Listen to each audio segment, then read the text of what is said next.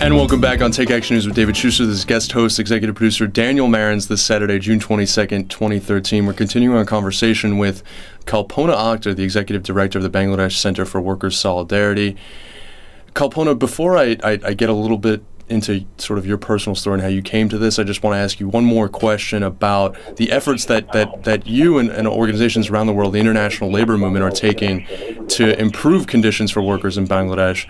And that is that in 2007, the AFL-CIO, one of the major labor federation in the United States, filed a petition with the United States Trade Representative to remove Bangladesh's preferential trade status with the United States until they got their act together in terms of workers' rights and workplace safety. The State Department, many people in the United States State Department are opposed to that. They think that it could harm relations with Bangladesh, and a more incremental approach is preferable. Do you favor efforts to remove Bangladesh's preferential trade status? Yeah, I mean, when AFL-CIO has filed this petition, I think we were one of the organizations who was working on these. So it is also our call to, take action on these trade preferences, because these trade preferences did not help workers to improve their working condition or get better wages, or, rather things gone worse. Like, even after the filing this petition in back 2007, what we received, just last few months, workers got a tiny window open to get registration of their union. Beside of that, whenever workers raise their voices to increase the minimum wage, they have been threatened, beaten, fired. Being supporting workers' voice, our organization's registration has been revoked in back 2010. There is several different criminal charges has been brought against me and my colleagues. My colleagues was in prison for a month in back 2010, and we released after tremendous international pressure, but is still facing all those criminal charges. And then my colleague Aminul Islam killed. So, even this happened after the petition has filed by AFL. Then what would happening before this? So our organization was kind of supporting to take action against these trade preferences, and it's still there. Kalpona, your personal story is actually tragic and represents sort of what so many people in Bangladesh have to go through, unfortunately, and that is that you did work in a sweatshop yourself from the ages of 12 to 20, making $6 a month for 450 hours of work. What was that like, and how did you emerge from there to become the executive director of this major organization on behalf of Bangladesh workers? Yeah, I think this was a tough march. Definitely it wasn't my choice to go to the factory in that age of 12. I had to go to the factory to support my family because my father, he got ill. He was the primary earner in the family. And then there wasn't anyone who can support us. So first, me and my mom, we started working in the factory, and my mom was able to work like 6 months, and she had to quit because she has infant. My younger sister was just 2 months old. And after her, me and my 10.5 years old brother, we was working in the factory and supporting our family. And as you said, yes, I was earning just $6 per month, being working more than over 450 hours.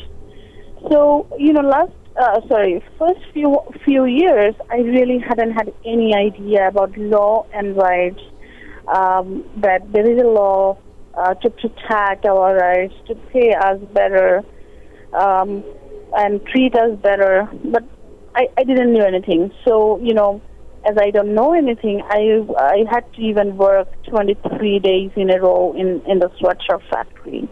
being slapped by the supervisors, yelled by them for any minor mistake. And that is not only with me, that was with my co-workers who was working there.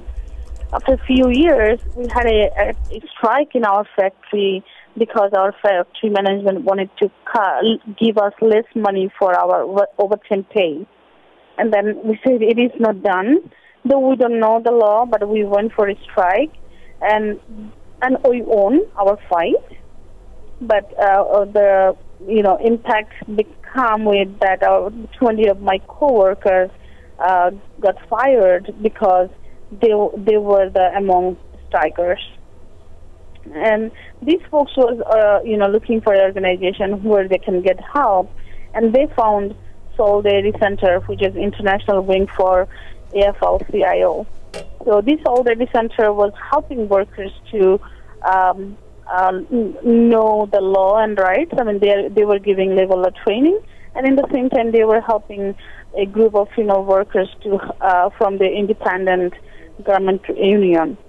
So my colleagues, they came in here and they came to know they can get help, and sue the factory owner, and they sued, and they came back to us and says, guys, you should come in this center because there is something that you should know.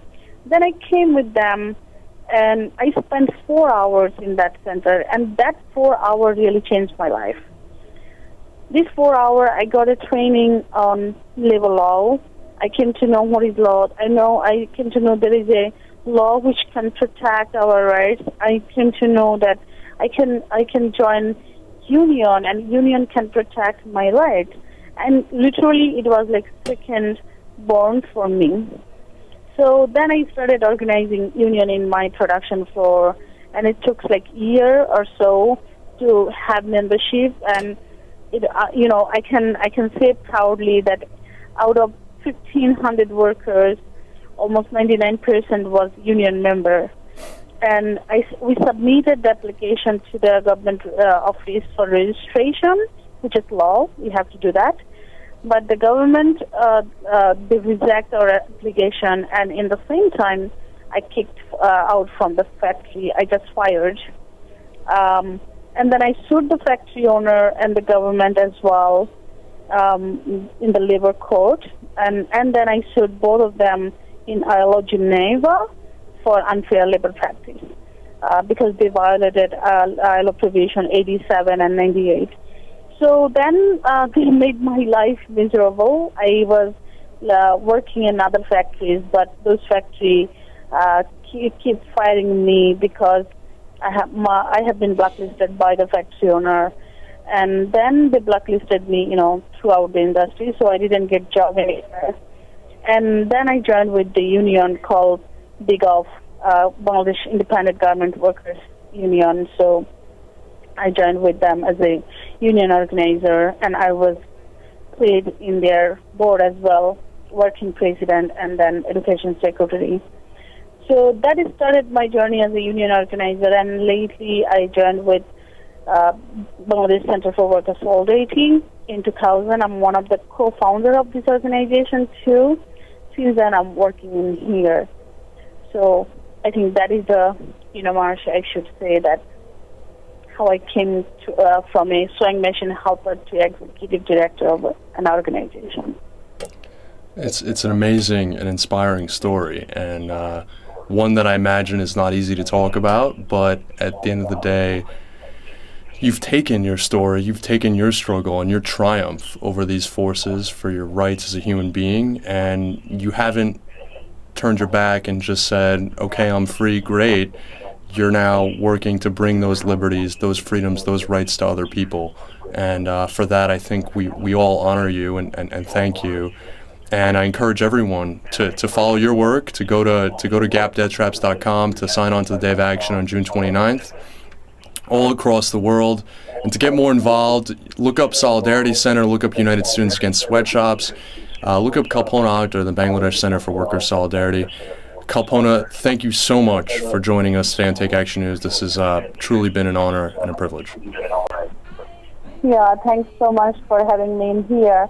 Our fight do not end in here. We need to keep fighting to have a safe working place. So please, everyone, join in the 29th global campaign against Gap and Wal-Mart. Thank you. You heard it from someone who can't tell it any better, folks. Join this campaign to hold Gap and Wal-Mart accountable for the human rights of people like Kalpona. Take Action News continues. We're going to return a little bit to the United States and Congress and what's going on there, the farm bill that failed. Talking with Charlie Mitchell. Take Action News continues after this.